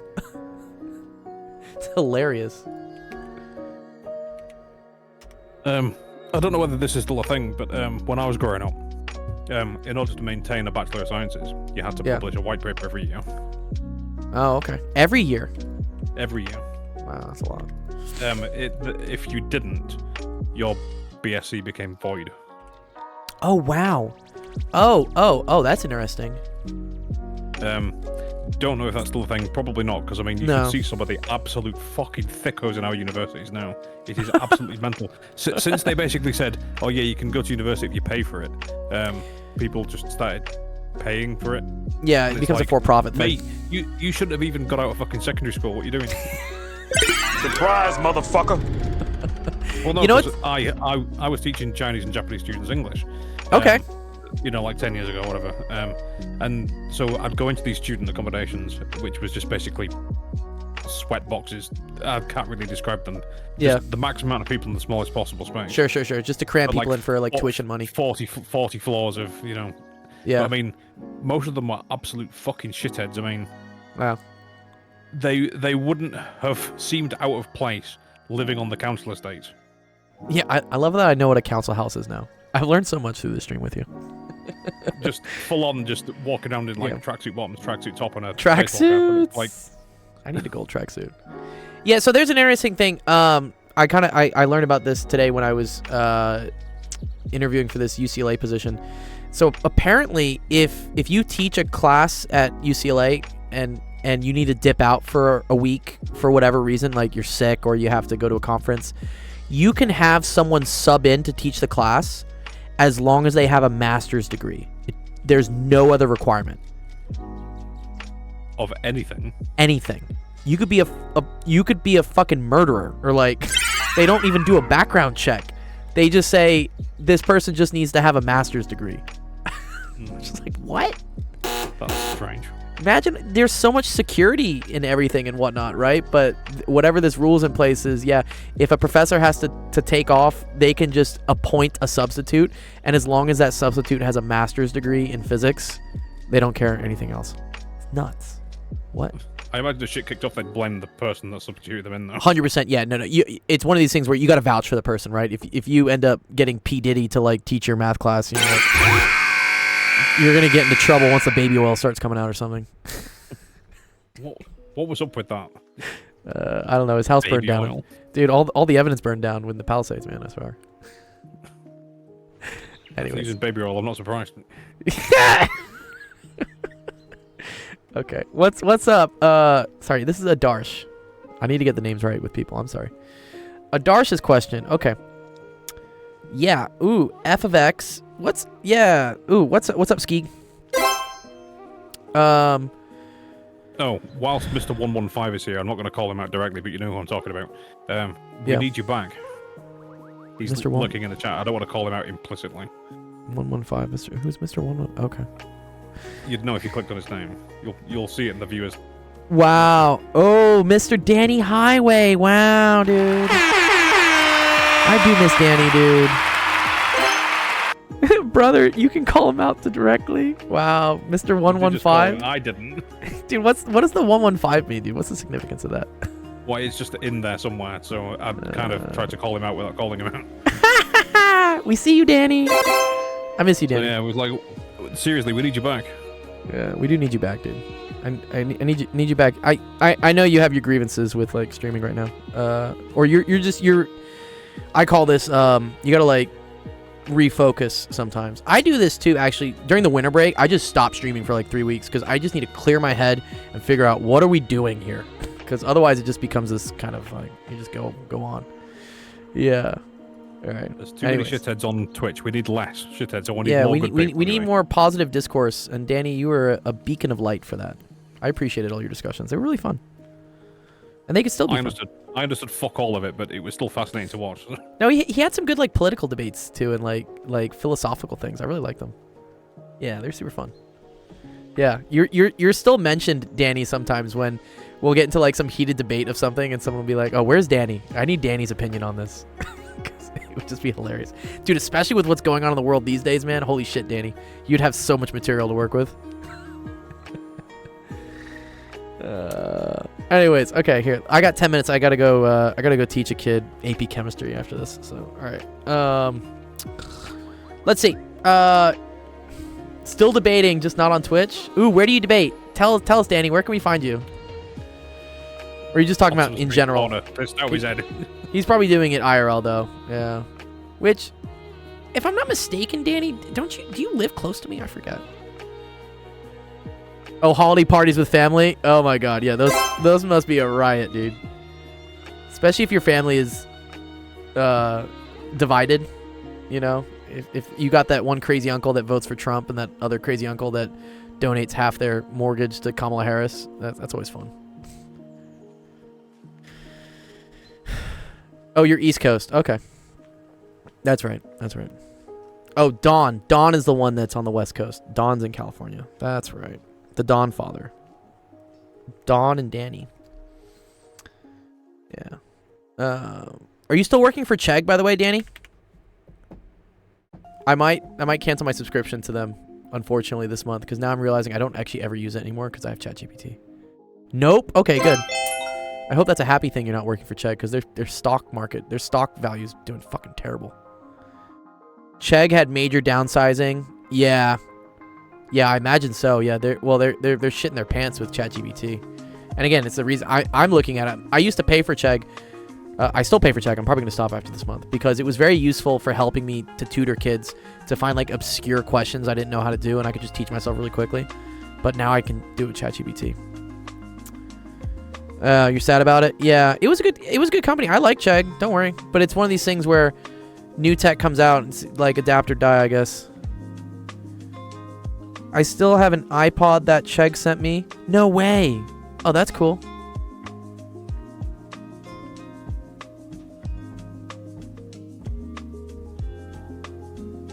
Well, tell us what's next in life for you, Danny. I always like to know.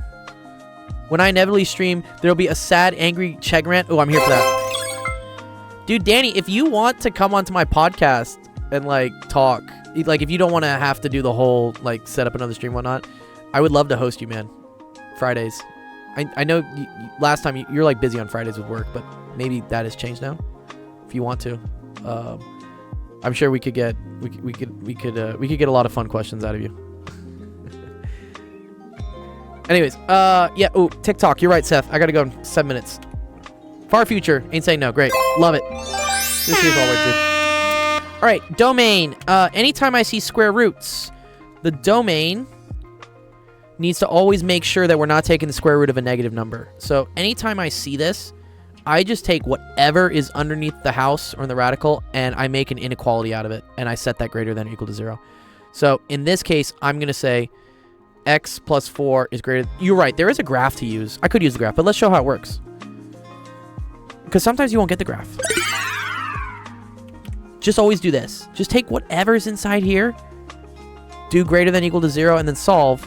Move the 4 over, right? I get x is greater than or equal to 4. Now you're done. Cool. X greater than or equal to -4. You can see that as well, right? Starts at -4, goes that way. Cool. The range. This one's interesting. Again, you can look at the graph. You can see that the highest it'll hit here is up at -3, and it'll keep going down. If you didn't have the graph to do that, always look at like the parts of what's going on. This little bit here, the smallest this can ever be is 0. Because square rooting something can never get you a negative number. The smallest it can get you is 0. So I always like I like to note that. I'm like, okay, what's the smallest this thing can be? The smallest thing can be 0. The biggest it can be is infinity, and that's negative infinity. So that tells me like the furthest extreme it can go. So if this thing was the smallest it was, which was 0, then -3 is one of my boundary points. And then if this thing was the biggest it could be, which is infinity, then negative infinity -3 is just negative infinity. So that's my other boundary point. So now I just rearrange like which one is smaller. Negative infinity is smaller, so I'm going to put that first. And then comma the other one, which is -3. And then this one's a bracket. This one's parentheses. Because in Mathland, you're not allowed to include infinity as a number, but you can't include -3 in this case. Cool? All right. X-intercepts, there are none. Because this thing will never hit the x-axis. Y-intercepts, you can see where that is. That's at 0, -5. The other way to figure out the y-intercept is to plug in 0 for x and see what you get. So if I plug in 0 for x, I get -4 -3. Yes, good, Seth. The range also proves the intercepts. You're totally correct. Since y = 0 is not in the range, that means we cannot have an x-intercept. Not gonna work. Oh no. Also see my proof. And you see your proof. Okay. So the y, if I plug that in, square root of negative 4 is 2. Negative 2 minus 3 is negative 5. Yes. Square root of x is equal to negative 3. That can't be, of course. Yeah. Increasing, decreasing. Okay. So they're saying like interval, I guess, of where this function is increasing. It never is. It's always decreasing. Okay, so this is none. And then it is decreasing. Well, it's always going down. So this is going to be from negative 4 all the way to positive infinity. Parentheses on the positive infinity. Interval of positive, none. This function will never be positive. It always goes down. Unfortunate. Interval of negative, same thing. It's always going to be negative. Negative 4 to infinity. Rates of change between 3 and negative 12. So when they want the rate of change, so ROC, you just do y2 minus y1 over x2 minus x1, where these are the points. Good. So my x points are between 12 and negative 3. So 12 minus negative 3, that's going to be 12 plus 3. It says not true. Why is it not true? Well, oh, you know what's interesting? Well, as long as the points are valid, right? Yeah, they're saying the average rate of change. Yeah. They're saying the average rate of change is called the secant line between these 2 points. So it's from here to like way over here. Right? Yeah, it just says rate of change. When they put 2 values like this, we assume that's the average rate of change. Because instantaneous rate of change would require calculus, and we'd also only have 1 point. So yeah. So then that's... So in order to get the y's, you got to plug these values in. It's kind of annoying. So if I plug in 12, I get the square root of 16, which is 4. Negative 4 minus 3, that's negative 7. And then minus... Thank you. Yeah, exactly. And then at negative 3, that's going to be negative 1 minus 3, which is minus 4. Good. Thank you, Seth. Yeah. So negative 7 plus 4 is negative 3 all over 15. So the average rate of change is negative 1 over 5. Nice. Cool. All right, great. Good question there, dude.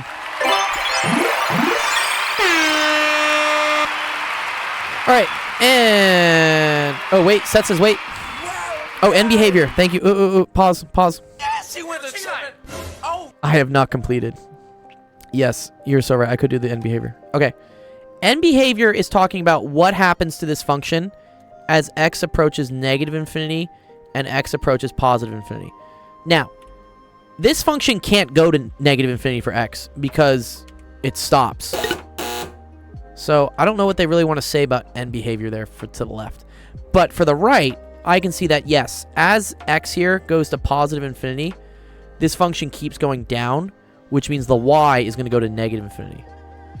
So I believe the way to write this, Adarsh, is you say the limit as x approaches infinity, f of x is equal to negative infinity. And you can see that here. As x here gets really, really, really big, you have negative infinity minus 3, which is just negative infinity. Yeah. So yeah, you say as x approaches infinity, the function, which is y, approaches negative infinity. You can also write it this way. Yeah, this is probably the pre-calc way to write it. I think they probably do it this. Yeah. Using non-calculus wording, yeah. Okay, good. That's a good question. Adarsh. Nice. Okay, cool. And with that, I gotta go teach, so let's go ahead and off the stream. You're not allowed to use the limit definition of this is calculus? Yeah, you're right, yeah. Although they do limits in pre-calc, Seth. It's a new thing. They start doing limits in pre-calc. I've seen it. We are gonna raid. Yeah, we are gonna raid. Anyways, yeah, cool. Thank you everyone for coming to Actual Education Office Hours today. Appreciate all the questions. Thanks, Penn Center. Yeah, make sure you go check out all our awesome, fun math streamer friends. If you want more math in your life, they are there for you. There's all our friends. And then here's the calendar. And then here are the courses that are being offered. Penn Center, let me know if I need to update the time for y'all's linear algebra class. Limits are for calculus. Thanks, FanFox. Yeah, we're dude. They're starting to do limits in pre-calc. I'm telling you, man. I teach a lot of kids, and in their pre-calc classes, they're doing limits. Oh, we're switching it to 2 to 4 Eastern. Okay, I'll update that.